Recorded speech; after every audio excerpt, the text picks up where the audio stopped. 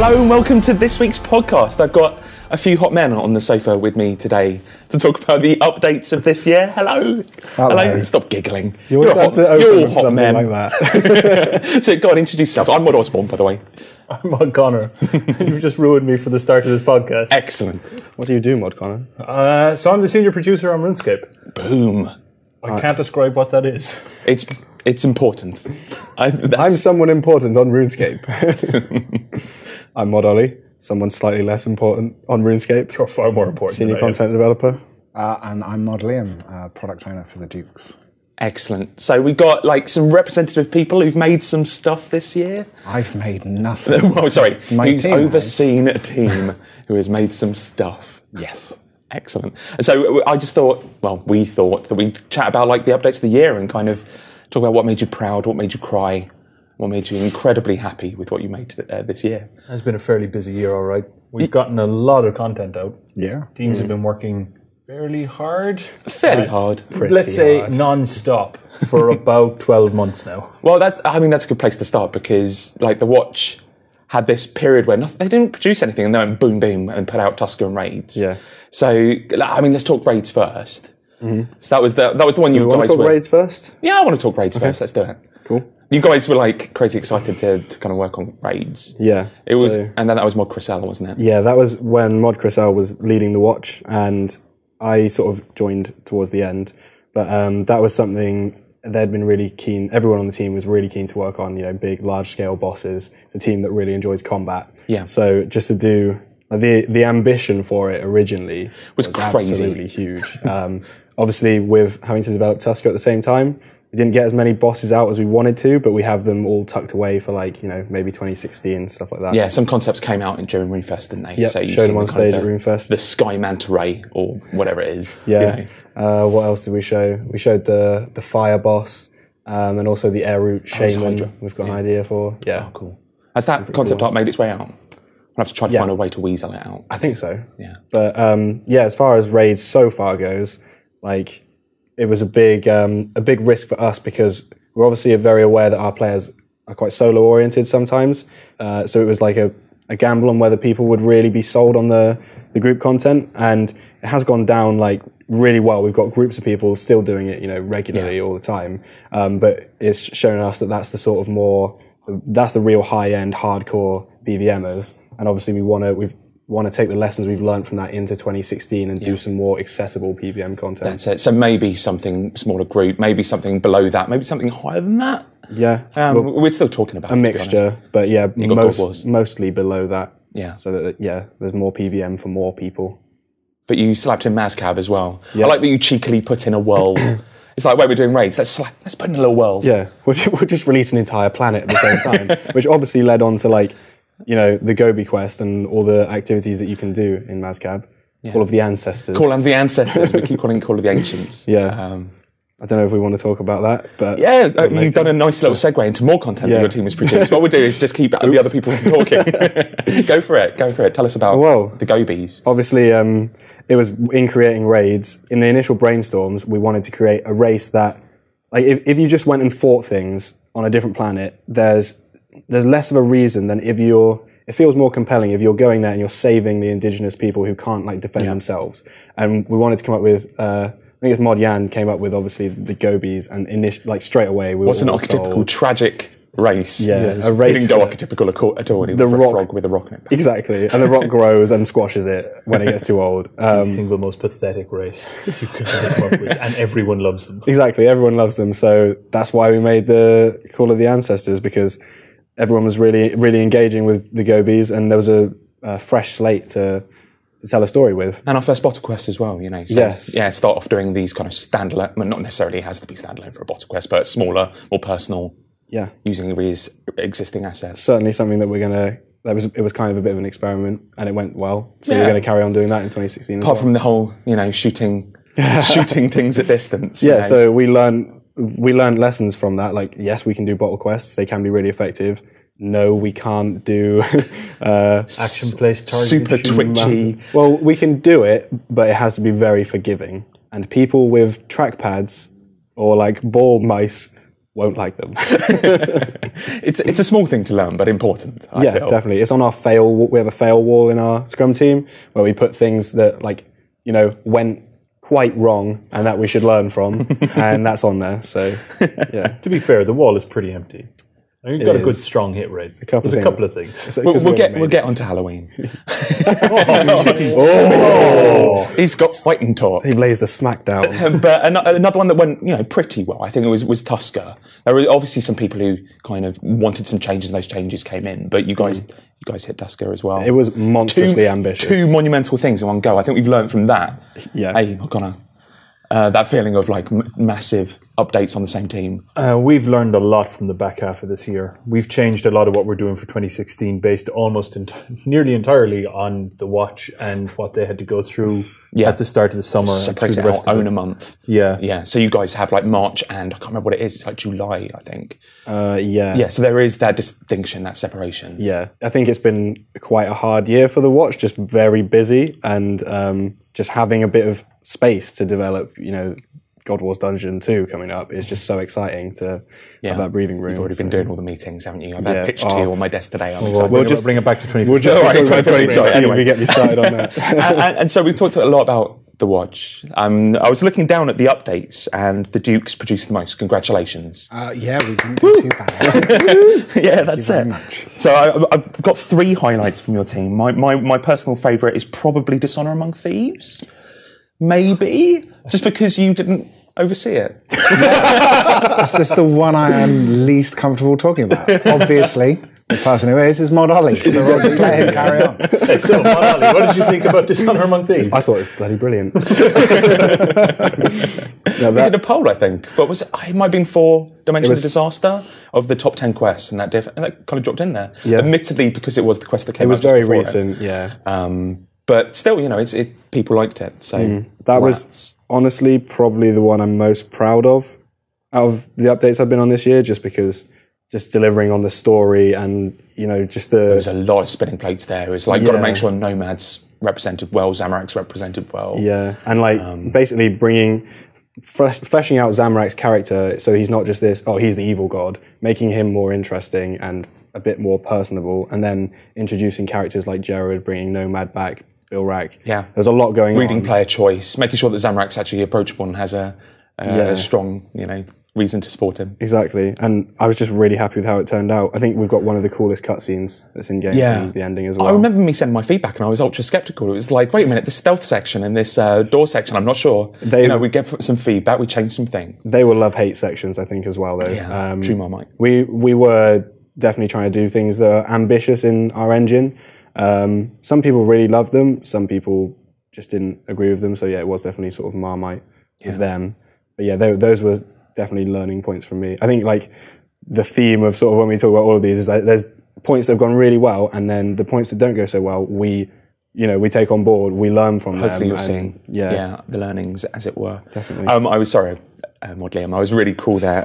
When you've got the Light Within and Heroes Welcome as well, your team was kind of the quest team. Yeah, this year. It was definitely for the sort of first half of the year, we were all about the quests. Yeah. It was Light Within.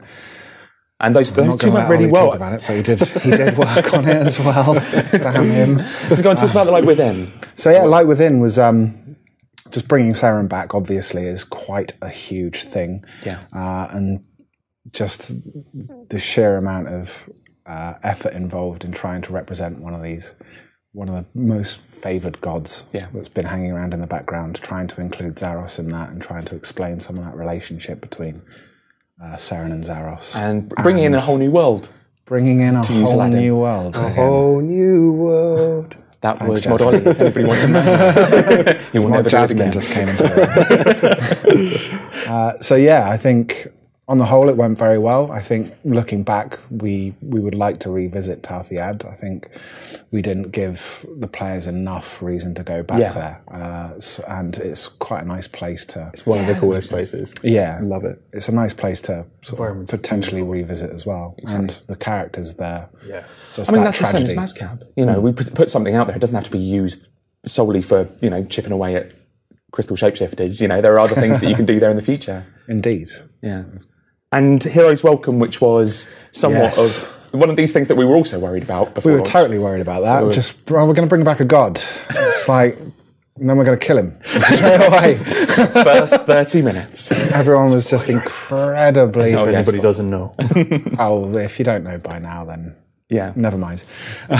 We thought he was so, like, when we made him, modelled him, it was like, he's amazing, look at his lava abs and his horns. Modelled abs. We can't kill him. Amazing lava abs, and then they're gone forever. I think he is probably my favourite model in game. I mean, he is that good. Genuinely, he is the best god. Was. Past tense. So we did that.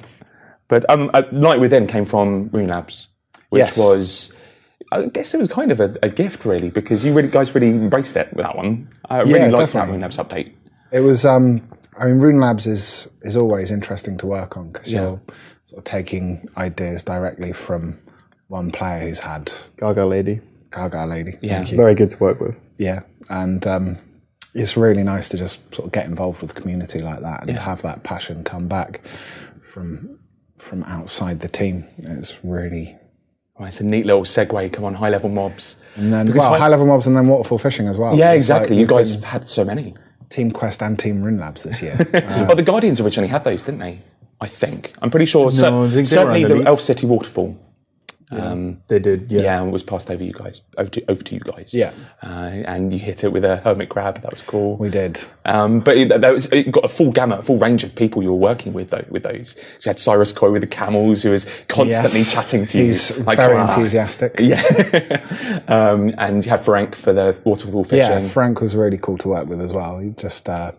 his ideas were really, really, really good, and hopefully we got enough of his ideas in there that he feels like he owns it. I think he does. Yeah. Well, he did a paint over, and it looks very, very similar. Did do. That whole area was just inspired. It was really challenging to work with as well. I think Mod Luke, our environment artist, almost tore all of his hair out trying to squeeze enough playable space up there. Yeah, absolutely. It really worked. Because a lot of the budget in that area is already used as well, so trying to not make it too expensive. Lots of crazy aerial walkways, high poly stuff going on. That place just becomes so difficult whenever we try to build anything new. Yeah. I entirely blame you. Yeah, that would be me. But this isn't a retrospective on 2014. Let's keep it to 2015. Which leads to Rune Labs, because Rune Labs kind of came out at the start of the year. It's one of those things we probably learned from as well. It's kind of hit and miss, because we've had some cracking updates out of it. I mean, I'd reel off Dragons as one of my favourite updates of the year, to be honest, and that was definitely a Rune Labs suggestion. Yeah, it was like with him. Kind of like I'm not going to say it's a no-brainer, but like when you see the Dragons pop up, there was like, yeah, we should definitely just do that. Yeah. And then community got behind it as well. And Guardians did an excellent job with what they had. Yeah. I say with what they had. They did an excellent job. Yeah, of course. And it was really nice. Like, they were a little bit different, like different kind of mechanics on the creatures, a little bit higher, a little bit tougher, and kind of led into the high-level mobs then for the end of the year as well. Splash of lore, good rewards. Yeah. Barry? Is it Barry? Barry, obviously the Barry scenario, that was good. Yeah. There's Barry. But Rune Labs as a whole, we did obviously had to come to terms with it over the course, because for a number of reasons, it just didn't reach the critical mass that we were hoping for. Yeah, and that was because of various things like no search features, poor trending on updates. But also, it just didn't have the people there. Yeah, didn't have the people. It was unfortunate. We wanted to try and give everybody a chance to get involved with the game. And what we kind of got back from it is people are involved with the game and are kind of happy with the direction we're taking in most places. Yeah. Polls, we got far more back out of it, and they can kind of steer where we're going. But in general, our large-scale ideas, people are excited by them. So now we just got to get them in place and let people play them. I think that's the biggest one. I think you just have to look at 2016 to see the opportunity that we gained by not committing, say, a third of our updates to Rune Labs, is that we can have this clear idea of what we want to do for the year and just hit bam, bam, bam every month with something that has impact. And hopefully people can see that and don't see the loss of Rune Labs. Yeah, looking at what people are saying, I don't think... people aren't too worried about us dropping it. I like to. We don't try and go for indifference, and if we could make people angry or make people happy, we'll go for it. But if we just get a whole load of meh, then it's not worth the effort. Yeah, absolutely. We talked a little bit about the Guardians with the Dragons, so we have no Guardians representative, which makes me tempted to just skirt over what they've done. Yeah, exactly. If they're not going to send somebody. Let me just have a quick look here. No, I don't think they did anything. No. It's size 8 font. That's probably why you can't see it. I think the biggest one they've done is Dimension of Disaster. That, cunningly, was when I was product owner, so I'm happy to talk about this one. But ask yourself a question. Yeah, why not? We hit 200 quests, so there was that kind of rummaging around in our heads trying to find out the best way of doing 200. That kind of anniversary, and there was all this talk of like a recipe for Disaster 2. Should we do a vampire quest as 200th quest? Should we do a massive kind of Gothic sleep style thing? And to be honest, we just thought like, let's celebrate the adventure, let's celebrate questing. That was our big aim, and we Mod Joe, who's now product owner, came up with the fab idea and got himself a game in the process, because I threw out a competition to win a game for the best idea. Was this It's a Wonderful Lifestyle thing of what would happen if the adventure never existed, which is neat. It's nice, and I think the greatest success of it was less a quest and more an environment. Like, you tumble into this place and you've got loads of other people that you can all see, and you're sharing coins. I may be off here. Yeah. But I believe Dimension for Disaster is the quest that caused the most people to go from playing almost predominantly old school to come into RuneScape to play a quest. That's so weird. I'm not sure what it is. I don't know. Maybe the Dimension feels a little bit old schooly to them, but yeah, it's great. It's a lot of people have started it and played it through, and I've seen Tiny Zemmer Eagles about, who are fantastic. When we saw that, we were all in chuckles. And the guys also put together Lord of Vampirium. Have you guys played it? I've not quite got that on my tube. No, I played it internally. Yeah, to give feedback and stuff. But I think the general feeling from people who played it through the players was that kind of nailed Drakan. It came immediately after Heroes Welcome. Yeah, which was that worry again. It just coincided. It's not as if we were in some another massively cool-looking, awesome character. Spoilers. Introduce him, kill him. Oh yeah, spoilers everywhere. Spoilers. Yeah, we should probably prefix this whole thing with we're going to spoil every single piece of content. Mod Matt, he is taking notes right now. I'm sure he'll do that. One of the things that was definitely important to get right in that was the fight against him. Yeah. So we had lots of rounds of like feedback and improving the mechanics and all that. And I just remember the first time I played it, when you get to the end and you like snap the spear and drive it through his head, I was just like, that is amazing. And everyone thought the same thing. Yeah. And just the visuals when you get to the roof of that tower and just skybox. That was Mod Joe. You forget how kind of bold it was, or how risky it was, because you don't actually go into Castle Drakan. We always said that you would. We were worried that people kind of would kick up about that. Oh no, it was beautiful. Yeah, I do like that rug pull moment, but it was whether or not players also liked it, and also Mod Anna didn't create it. Everybody, even though she only did branches, people were like, well, if Mod Anna's not doing it, then I'm not on board.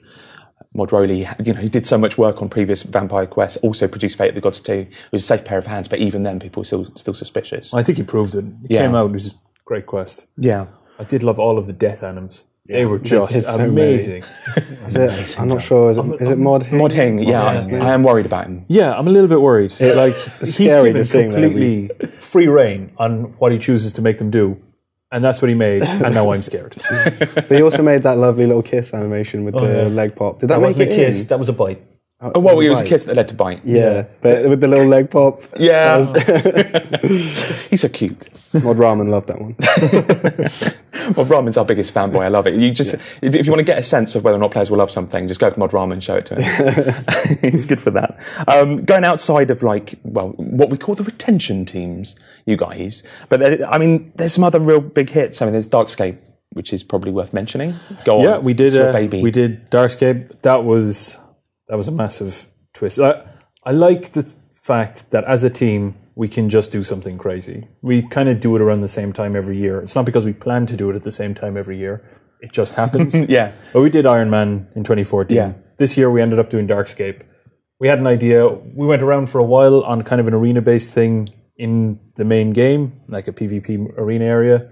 Never really worked. Looking at the numbers of people getting involved in mini-games, they just tend to dwindle and it pulls you away from what you're actually doing. So we gave Darkscape a shot. We just changed everything. In fact, we did it so fast that I think I did half the environment work, and then somebody had to come in and fix half the environment work. And then you were tinting interfaces, and then people had to change the interfaces. No, I tinted the interfaces, and then somebody had to fix the tinting interfaces. And then I made Shadow Drakes, and we accidentally launched it. I think I'm more of a detriment to this project than anything else. Yeah. But I think it's gone really well. We've learned lots from it, and I know Mob Pie has. Well, we've seen the combat update, and that's going to be a big change for it as well. So it'd be good to see where it goes. But we're not ashamed to try these big, innovative things You know, it didn't take a huge amount of lead time. It was just something we want to try, see if it was successful.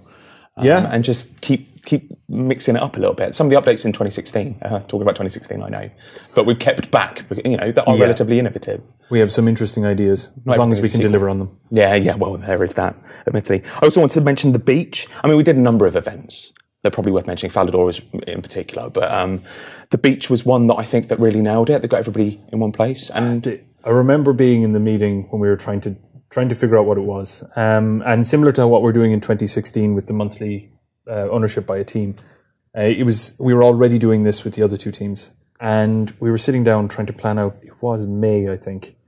We were going to just do a nice little beach pack, a couple of toys, a beach ball. And every time we were coming up with ideas to put into this pack to give players, like, oh, well, I'd want a volleyball court. And you can't put that in a box. Oh, I want a place that I can like play with my fishing boats.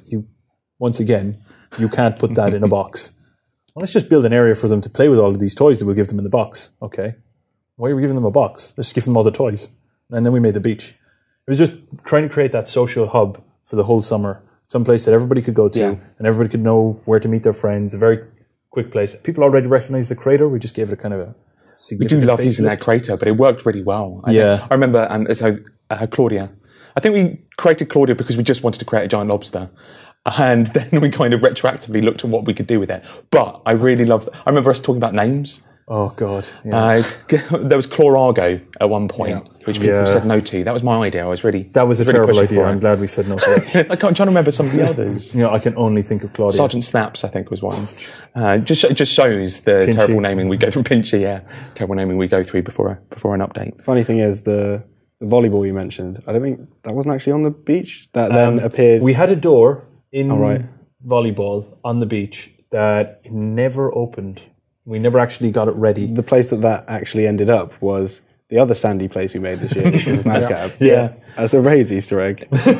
So even if something doesn't actually make it into an update, Wait a second. You might see Has anybody played that yet? Yeah. We showed it in the combat talk at RuneFest. It was great, that sprint review, where you were just sitting down, you're showing us lots of raids, very kind of deadly earnest, playing through kind of... Ekamaru, and then suddenly, by the way, we've also done a little thing, and that pops these gobies. It's like, you guys didn't have any time. I nearly put my head through the table when I saw it. I was like, that's great, but come on. But in typical Mod Chris L fashion, I think he did it in his lunch in about 20 minutes or something. Just knocked it out. He was a machine. As well. Yeah, indeed. And then you stabbed him. For the watch. All right, so there are updates we haven't mentioned. Go on, guys, one each. Pick something that you're really proud of. If you want to talk about whoever's thought of one first, because I've just kind of thrown this at you. Yeah, because you went through and went, here are all the ones that everybody remembers. Let's talk about them. And now you want us to talk about other ones. I'm going to pick out Falador then, I think, for me. I was going for Falador Aquarium. I wasn't sure. I thought Aquarium was really good as well. Yeah. Okay, I'll go for Aquarium then. Did you steal Aquarium? They were both good. So Aquarium was decent. It was this surprise one. We sat down as a team trying to come up with ideas for a PH room. We knew we wanted to do a PH room. And Aquarium was one that we were kind of like, we like the concept. We're not sure about it. We put it into the poll anyway to see if it started drumming up ideas. And when it came to Witten, we sat there going, what are we going to do with this? And then idea after idea came in. And what I really liked was the graphics guys. So Mod Joe and Mod Alex kind of sat down and said, we could really do something interesting with this, doing caustics and kind of having these fish on these kind of rotation cycles. And it looked beautiful. And then that just kind of spurred the team on. And so we came up with a kind of nice design, got some social elements in there with the crackers and the prawn balls. Yeah, that was really good, that bit, and how we interacted with fishing and stuff. Exactly, got people fishing again. And I really liked that. You just saw this little bump, like people came back to play Aquarium, it was great. Go on, what have you chosen? I haven't chosen anything. All my ones that I'm most proud of. You're a bit too busy looking deep into my eyes as I talked. Just got lost. I like Death Lotus training. It just is like... It was that team trying to do something a little bit different, try and move players around the game world, giving them reasons to come back and try content they mightn't have touched for a while, and then give them a reward for it. Yeah. It was a nice, I think it was well executed, it was well done. I think people appreciate it. Great example of Treasure Hunter just producing something like Radlin as well. Yeah. That, it felt like kind of people could just check in and do. Yeah, you can engage with it if you want. That's what it's there for. And it uses what we already have, which I think is we've learned from the best thing. I think you'll see some things that are similar. Yeah. Well, we've pretty much touched on all of ours, apart from high-level mobs, which I'm kind of proud of, because that was a really tough project. I mean, we had to make a Slayer mob that people would take their tier 80 plus gear to. Yeah, you had to own November, didn't you, really? And own November with it. I think we learned a lot from that. And if we had to do it again, there's a lot we would do very differently. Sure. But I think the requirement would be a big one, wouldn't it? Because we went to that Rune Labs suggestion just with a kind of, hey, it's got to be high level. And then, of course, we were locked into being high level throughout a month.